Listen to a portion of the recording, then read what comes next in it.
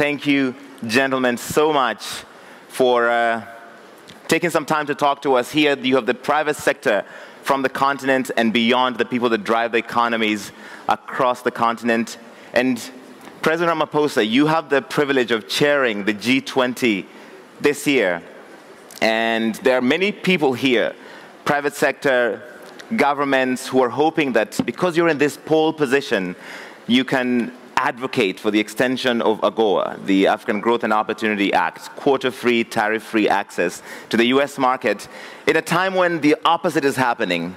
And in your case, have you even been able to convince President Trump to show up? Well, there's still a long time from now to November, and a number of discussions will be ensuing. And so the G20 process consists of 130 meetings the whole year, and we participate with a number of countries, and the US also participates, and leading to that summit where we will, as South Africa, hand over to the United States. One would hope that it will all happen seamlessly and in an ordinary and well-managed manner. So we will see how this whole process will end up. But we are excited as South Africa, and very privileged to be heading the G20 for the very first time on the African continent, and we're particularly pleased that our own continent as a whole, through the AU, is now a member and will be participating fully as we get the world to discuss our priorities and our theme, which is solidarity, equality as well. And as we do all that, we expect that our key priorities will become top of mind in the discussions that are currently taking place leading up to the Leaders Summit in November. Thank you, Mr. President. And we are joined on the stage as well by His Excellency Mohamed Ould Ghazouani, President of Mauritania. I'll come back to that in just a second, President Ramaphosa. But President Kagame, when we spoke in February, at the beginning, shortly after President Trump took over power, you said you supported the cuts to aid, that we as Africans have to be self-dependent. We can't rely on other people to fund our development. A lot more has happened since then that in some ways threaten our economic advantage as Africans. Do you still support largely what President Trump is doing in resetting our relationship with America and forcing us as Africans to step up? Well, thank you, Rari. I think we have to put everything in a context. Whatever President Trump has decided, or whatever anybody else will decide in the near future, there is a history to how we've been going about things for decades as Africa. So it isn't like we should just wake up one morning and because of what somebody has done that affects us, we should have been building up the momentum in terms of what we need to do to make Africa self-dependent and resilient, and also in how Africa works with other continents and other countries. So that is the context. So in this case, it is as well that President Trump decided to do what he did, if that was only to add to many other reminders or things that should wake us up to, as Africa, be able to do what we ought to do. And there are many opportunities. We always talk about potential of our continent. But when do we realize really what this potential is all about in reality? I think that has always been the question. And that comes back to us as a continent, as a people of this continent, to take the bull by its horns and deal with the problem.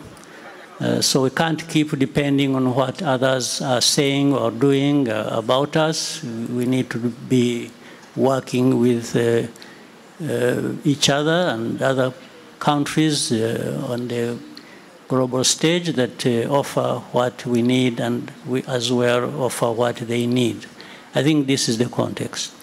You have been an advocate, President Kagame, of reforming the African Union. Is it, as currently set up, the vehicle for us, our aspirations as Africans, when, for instance, you've been critical of its role in mediating in the conflict that you have with your neighbor in the DRC, in the Rwanda process, in the Nairobi process, and the best results appear to have come from one meeting you had with President Tshisekedi in Qatar. So the African Union failed there and Qatar succeeded. Well, I think there are several efforts going on at the same time. That's the problem. And even that one we are talking about, whether it is Qatar or the US, or we can't say we have succeeded. Everyone is trying. And again, it comes back to us, really. If you look at what we've been doing on our continent, much progress has been made. I think we can't say nothing has been done, generally. Whether it was to do with the reforms, and I think Africans have come together. They have defined things and they speak with one voice increasingly. There is significant progress. But most of these developments that have been happening in the last decade, as I said, are reminders that there are things we need to do that we haven't done. So if you look at it at the African Union level, I remember when I was the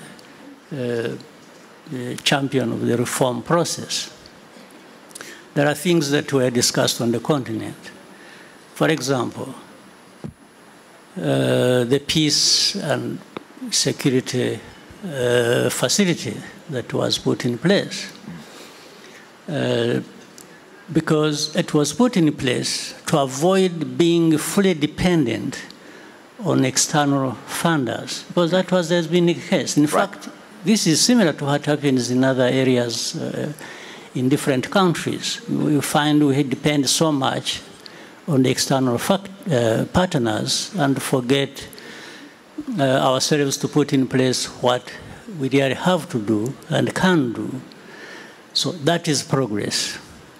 And then, so in terms of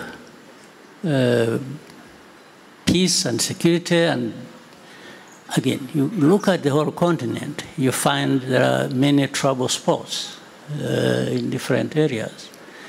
All kinds of efforts going on, back and forth, succeeding in some places, not succeeding in others, and continued efforts going on. Again, these are some of the areas, because of the past and how we have handled our own affairs, that we are all of a sudden reminded that we can't do all things by ourselves, right, and revert to these partners. In other words, in any case, it doesn't, even if we're able to do things ourselves, we still have to bring in partners who have what to offer. But we have, as Africa, to be able to define which direction you want to take and not entirely depend on what these people are contributing. All right. President Ramaphosa, you wanted to jump in. Yeah, on the peace process, particularly in the conflict that's been happening on our continent and particularly in the Eastern DRC, I'd like to compliment rather than contradict what President Kagame is saying. The processes that have been happening on the continent, either the Nairobi process or the Rwanda process or the AU process, have been very, very essential in building a foundation of peacemaking and also confidence building, up to and including agreements that have been reached for a ceasefire between the belligerents up to and including the withdrawal of, say, the SADC forces as they are withdrawing now. I mean, people may think that President Kagame and I are in conflict, and some of you may have thought that there's going to be fireworks as we're sitting close to each other. It is wonderful to see you agreeing and not contradicting each other. You're all thinking it. So all these efforts have been building a very strong and firm foundation. And of course, because our countries on the continent are not islands, we don't live alone in this God-given world or planet. We have to interface and interact with others. So whatever contribution others can make who are extra African is important. But in the end, we must also remember the principle that we have adopted as Africa, that African problems or African solutions for African problems. In the end, and President Kagame knows this, whatever discussions are happening, in the end has to be endorsed, signed off, and owned and appropriated by us as Africans. Because this is our continent. We are in charge of the future of this continent, and we must build peace ourselves because we live on this continent, and therefore we have a deep responsibility to ensure that peace does indeed prevail. And what they are doing with Qatar, US, or whoever is part of the peace-building process, but it is inherently African. And we must thank and applaud those who are assisting because they are our partners, but we are the owners of the whole process ourselves as Africans.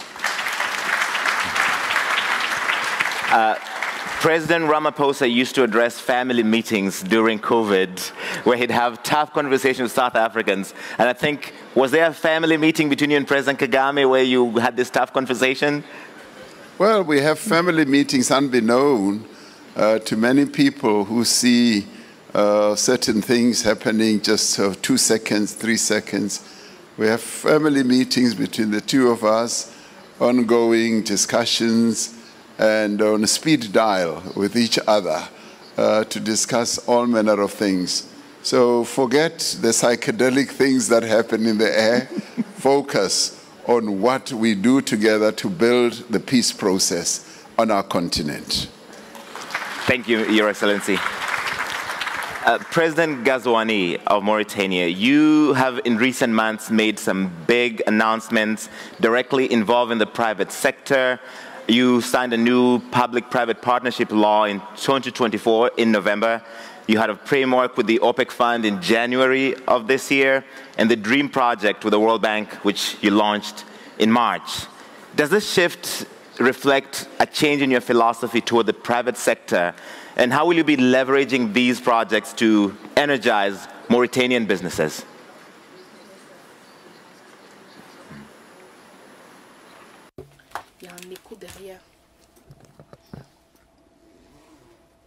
Thank you very much.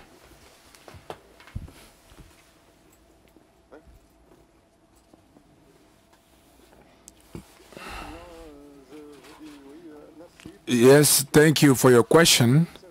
Yes, it is true that in Mauritania, we are in a vision that gives a capital importance of the private sector in the creation of jobs, creation of added value, and make the private sector a locomotive of economic development. Indeed, you know that the pressure has increased on the government for the accomplishment of their mission, and we are actually trying to mobilize public resources.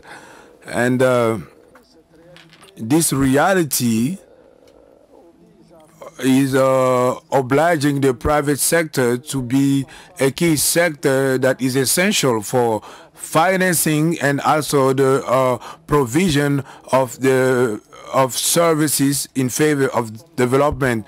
We are convinced that the private sector cannot fully play this role if the states is not committed and putting necessary reforms to build an environment that will be more attractive, that will guarantee the legal security of the investments, whether at the national level, international level, more modernization of infrastructure, promotion of human resources. So it's only that the project that you mentioned when you in your question, that is actually confirming our willingness to favor emergence of a dynamic private sector that will bring more growth and also employment as well. Now, today, the private sector has the possibility to intervene as a self-producer of its needs in energy, and also sell the surplus to public companies of electricity through key tools that favor the development of the SME, like the new code of electricity, the new law that we just put together, impact the Pact of Energy, reform of the public market, the new code of investment, and etc. So our national pact as well of energy that was presented in Dar es Salaam in January during the launching of the M300 program. This is for the private sector to be more involved, and we are around $28.5 billion, and on the 2.5 billion that we projected. So this is a important commitment to allow the production of 100 and 200 megawatt of electricity, IPP and PPP. So now regarding the new agreement, the partnership that we signed with the fund that you mentioned for the amount of $120 million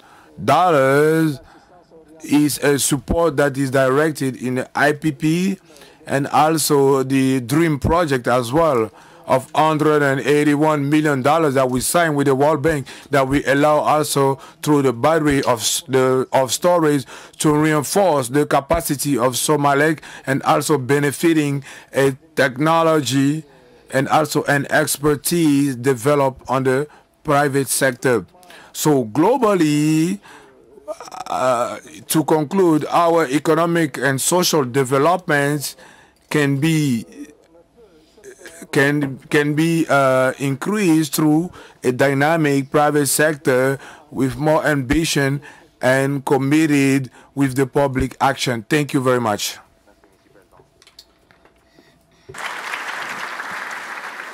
And Honorable Vice President, a few days ago, the African CEO Forum surveyed some of the private business leaders who are in this room and who are participating, and they asked them whether or not they felt that the African Continental Free Trade Area, or like half en français, was having an impact on their activities. Only 17% of the business leaders they surveyed said yes. Are you surprised by these results? Only 17% think the AFCFTA has an impact on their business. And how do you interpret that? That level of, I guess, pessimism.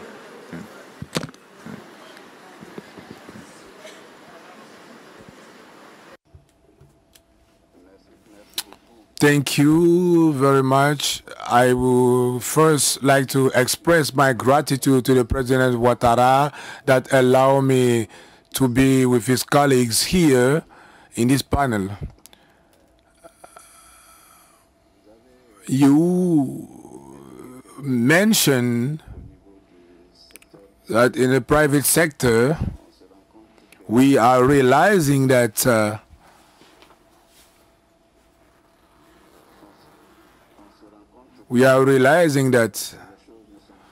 things are not quite as we wish that they will be.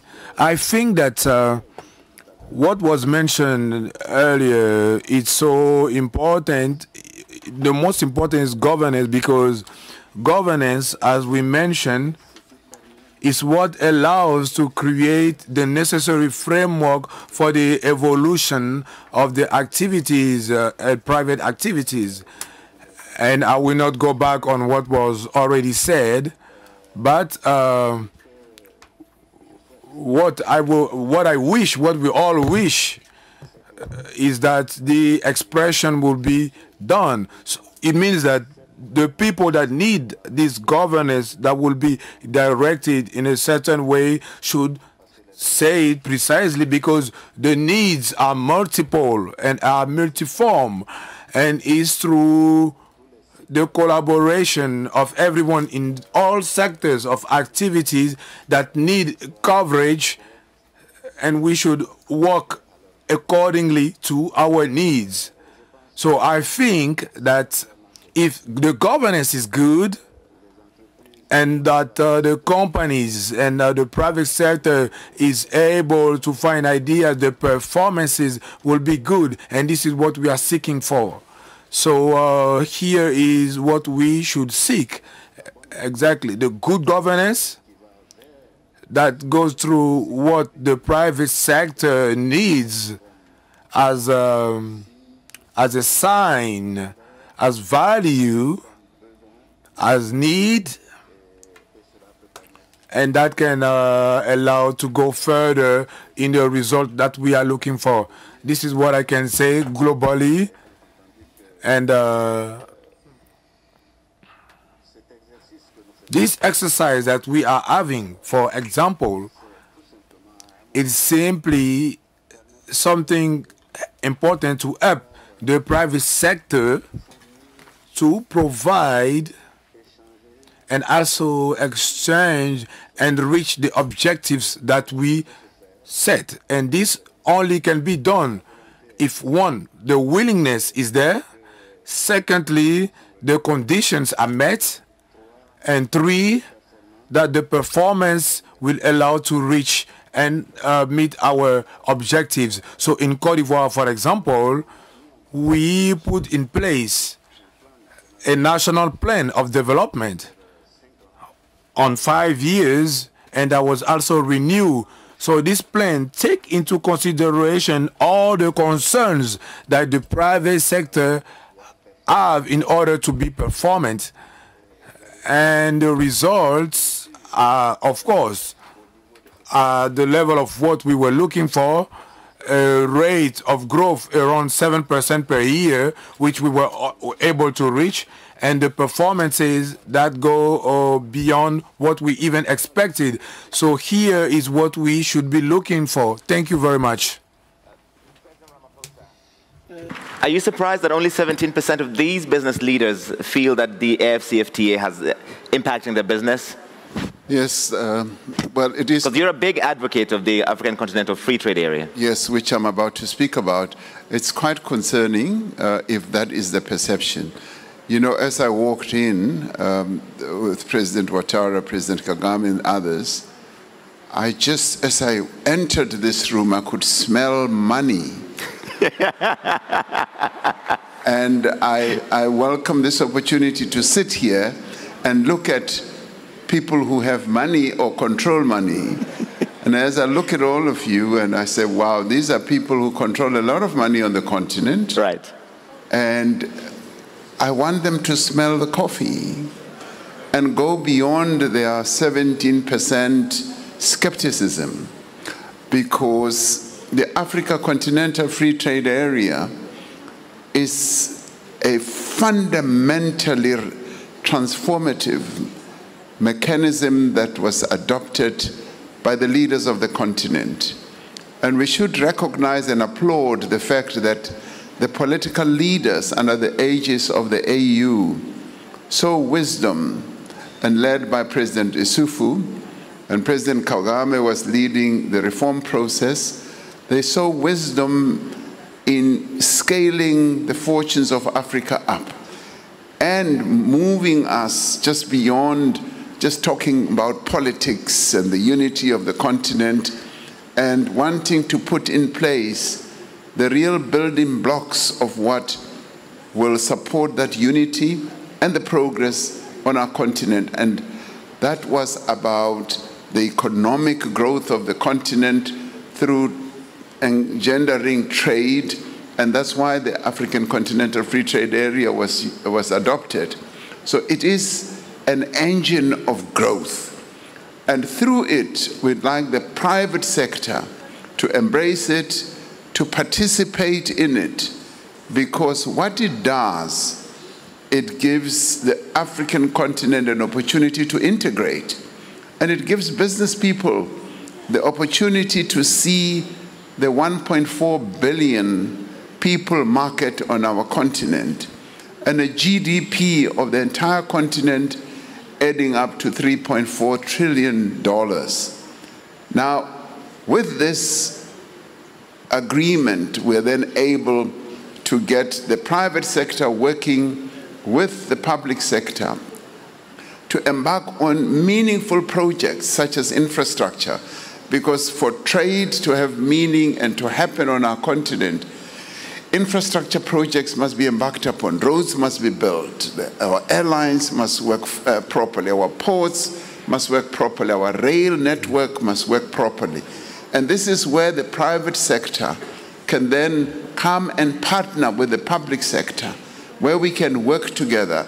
And the public sector is keen, having established or inaugurated the African Continental Free Trade Area, in integrating the continent. I saw the integration of the continent during COVID-19, when together as a continent we integrated ourselves when it came to personal protective equipment, and we set up a supplies organization or platform where we bought things together as a continent. And then we came to vaccines, when the West just kept on supplying vaccines to us, and President Kagame, President Macky Sall, myself, and many others then said, we want to make our own vaccines. And then we started a process of integration of things like vaccines into Africa. So we started seeing integration. And what has that led to? A number of businesses being established. So what I'm saying is, we would like the private sector to follow in tandem with the public sector to embrace the AfCFTA and also be active participants. Now, what the public sector will do is to de-risk, particularly when it comes to infrastructure projects, to de-risk a number of these projects through, obviously, the sovereign financial systems that we have in each country, and allow the private sector to participate. So we are twins, we are pods, and we need to work together. And I'd like to see that 17% skepticism whittling down. Right. This is a platform that the private sector must be active in. And the other benefit they will get is that it leads to institutional capacity improvement. It bolsters our skills base, the talent that the continent should have. It opens up trading regions beyond just the regions, but to the whole continent. And this is precisely what we are going to be advocating also at the G20 when it comes to things like critical minerals. We want a critical minerals accord that will enable all of us to manage our critical minerals properly. And we can only do so when the public sector and the private sector move together and work together. So your money should be put to good use. We must not just smell it. You must come and put it to real good use. Thank you. Thank you. President Ramaphosa, these people are sold. You're preaching to the choir in some ways. We all believe in the dream of the FCFTA. But the borders are closed. The flights are expensive. We can't get visas to South Africa. Now, don't be too personal. But the Africa Continental Free Trade Area is going to be the pathfinder, the road opener for all that. It's going to enable all that. The movement of goods, the movement of people, the issue of visas is currently being addressed. And the pace might be slow, but it is happening, and it is going to happen. It's going to open the floodgate for economic activity on our continent. And I would say, watch this space. It is going to happen. Thank you, sir. President Kagame, another issue, there are several candidates here for President of the African Development Bank. And this is happening when we just learned recently that President Donald Trump intends to cut about $555 million to the US, the concessional window. So they're going to take over an organization that still needs a lot of funding. But can we do it? And is it the right body to develop our continent, even when the EU, the US, and others are reducing how much they contribute to it? And this, I guess, is related to your earlier point, we can't rely on others. Well, again, let me start from where my brother, President Ramaphosa, left off. One, we can pat each other's back and be happy that we are making progress, which is true. The continent is making progress. Where we are now is not where we were 30 years ago. But at the same time, we have to be brutally honest with ourselves. And we don't need to blame anybody else. We just need to do what we have to do. Because I believe we can do better, we can do more, and we can do many things together, and that will take us very far. This kind of conversation, and what has been said by all of us most of the time, has been going on more or less forever. We talk about Africa's potential, we talk about, the partnership between the private sector and public sector.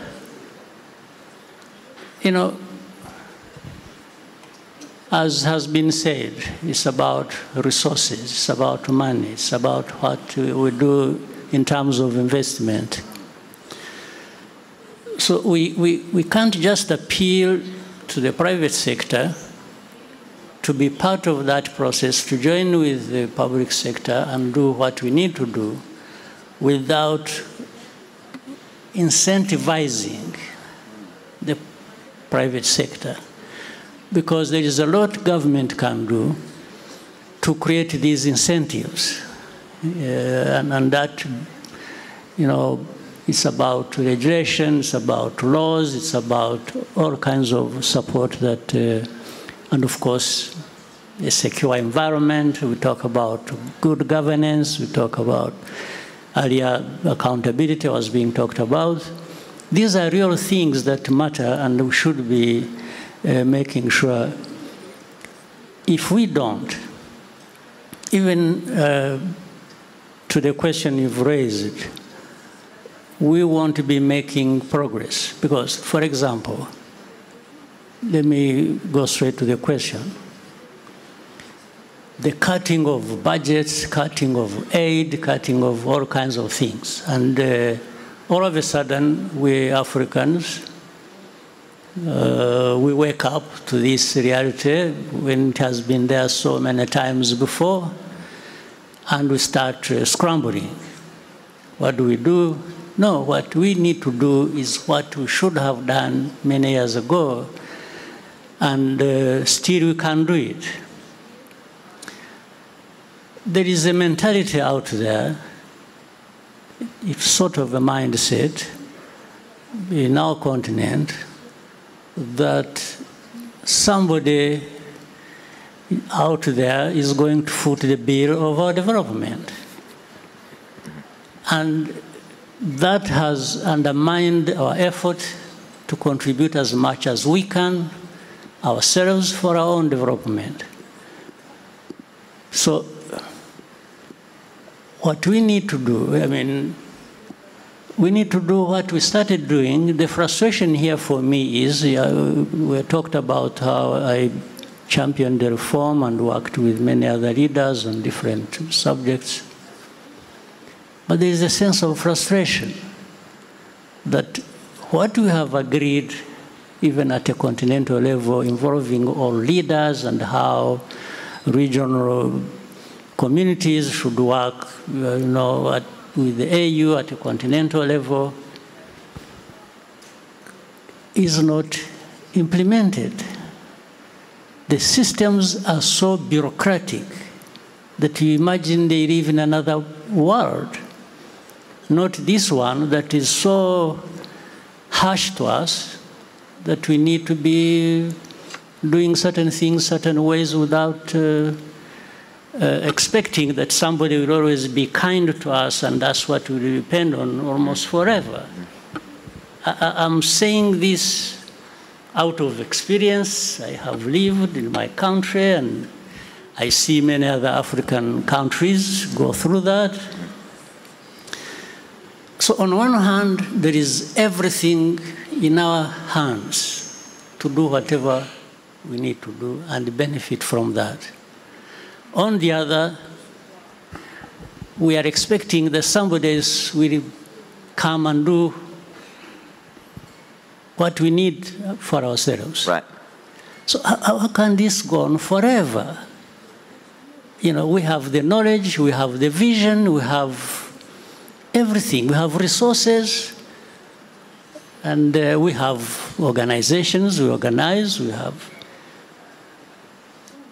Africa should be far ahead of where we are now. And we shouldn't take any comfort that some progress has been made here or there.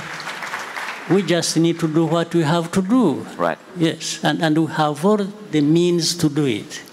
So we are actually our own problems. So if we addressed ourselves to this matter, that we need to work together, that we need to, we export raw materials, all right? Right. And then import the finished product. Finished products.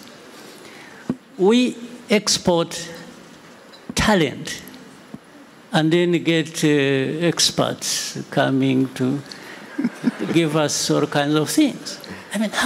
Why don't we retain this talent and let the talent to do what we need them to do for ourselves?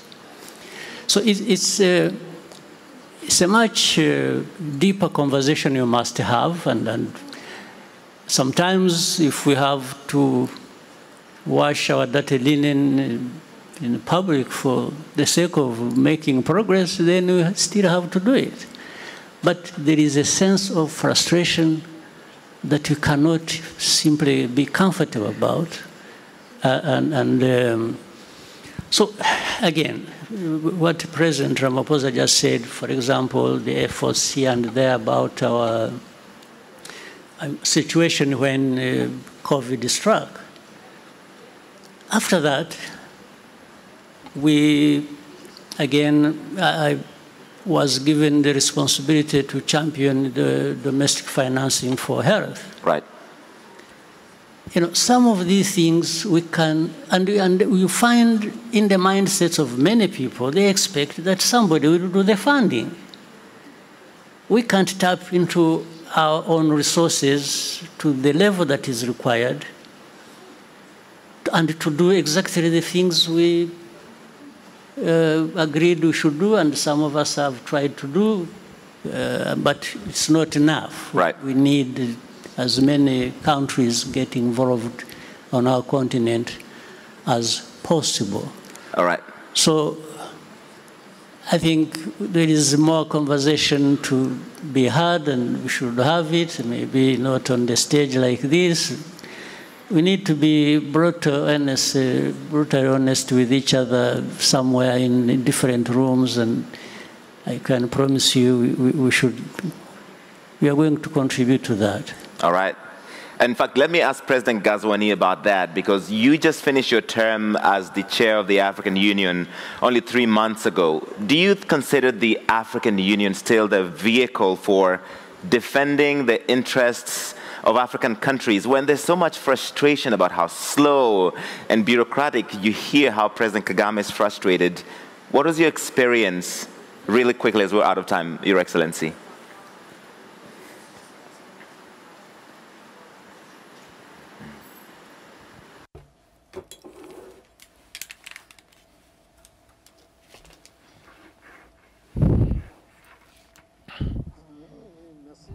Thank you. Yes, in February 2024, I had the huge honor to be at the presidency of our continental organization of the African Union. I would like once again to express my gratitude towards my African brothers for this trust that they gave me. And as you mentioned in your question, my mandate just expired three months ago. And at the end of this mandate, I feel a pride for what I accomplished as a duty of serving the African Union in the world context that is also really complex. And we saw all the regional and world tension. So my vision of this responsibility was always to carry our continent in its rich diversity, its history, in its assets, and also in the conscience of its weaknesses, and as a major actor at the international scene. It was to commit Africa in a trajectory of a renewal to meet the aspiration and also the deep concerns of our population. So this renewal that I am talking about can only be done through a collaboration. So and from in my opinion, we should reinforce the cohesion of our institution in Africa, and also going from the conference of the head of states up to the specialized agencies of our organization, while hoping a coordination, ensuring an harmonized coordination of the different structures. We are working collectively in a same direction with a shared intelligence. Africa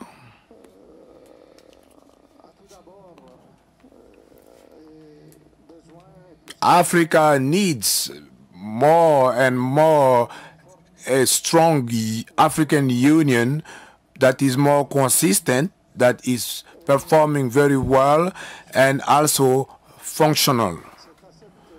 It's only with that we will be able to have some important results with our international challenges, and also in the global decisions that, as my brother Kagame mentioned. For me, during my mandate, I worked to set some foundation of necessary reforms, because what we said earlier is that, let's say that let's say that we put together good reforms. It's only in that framework that we can work. As I mentioned, I put necessary reforms to overcome the challenges that are not allowing us to have some necessary and strong improvement. So we clarify and implemented an electoral process that is more transparent, equal at the Commission, and that our executive body is actually working on that aspect. Now we are having a rotation.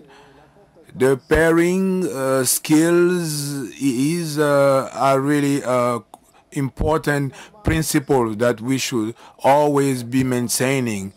I think we were able to have a consensus on the definition of the different profiles required within the Commission. Our objective was to build an executive founded on efficiency with the agenda of 2063. With my colleague, the President Ruto, in the continuity of the work that we were able to realize with rigor, with skills, with my brother present here, President Kagame, we established a clear agenda to complete this process of reform. So I have hope that this process will be completed in few months. It's in the same spirit that we also work to prepare and formalize the participation of the African Union at G20, and as a member, the essential step in the construction of the strategic international partnership. And to conclude, from my experience, I have a strong conviction is that our future will go through inclusive institutions that are performing very well, that are represented. It's only in this direction that we acted with determination during my presidency. Thank you very much. Out of time, but I would be committing journalistic malpractice if I don't ask President Ramaphosa this. As we speak, 49 white Afrikaner refugees are on their way to the United States. They will be received by the government of President Trump. What is your reaction to this? Well, we've raised our own concern because those people who are being enticed to go to the United States do not fit the definition of a refugee. A refugee is someone who has to leave their country out of fear of political persecution, religious persecution, or economic persecution. And that's what the United States says they're undergoing in South Africa. That's why they've opened the door for them. Yes, and they don't fit that bill. They don't fit that description. And I had a conversation with President Trump on the phone, and he said, what's happening down there? And I said, President, what you've been told by those people who are opposed to transformation back home in South Africa is not true. And I added to him, I said, we were well taught by Nelson Mandela and other iconic leaders like Oliver Tambo on how to continue to build a united nation out of the diverse groupings that we have in South Africa. We're the only country on the continent where the colonizers came to stay. and we have never driven them out of our country. So they are staying, and they're making great progress. It's a fringe grouping that does not have a lot of support, that is anti-transformation and anti-change, that would actually prefer to see South Africa going back to apartheid type of policies. And I said to him, I would never do that. I learned at the feet of Nelson Mandela, and we intend to proceed with the implementation of our constitutional architecture. And I thought in my conversation with him early in the morning at 4 o'clock South African time, he understood that. And I said, I'd like to come and meet him so that we can discuss this matter further. So those people who have fled are not being persecuted. They are not being hounded. They are not being treated badly. And they are leaving ostensibly because they don't want to embrace the changes that are taking place in our country in accordance with our constitution. So we think that the American government has got the wrong end of the stick here, but we'll continue talking to them. So a face-to-face meeting is coming up. Is Elon Musk invited when you have that face-to-face meeting? Well, I don't know. They will determine whether Elon Musk is part of it or not. I will go with my own South African delegation. Your Excellency, thank you so much, Your Excellencies. This has been wonderful. Thank you for your time, for your insights. Please give them a big round of applause.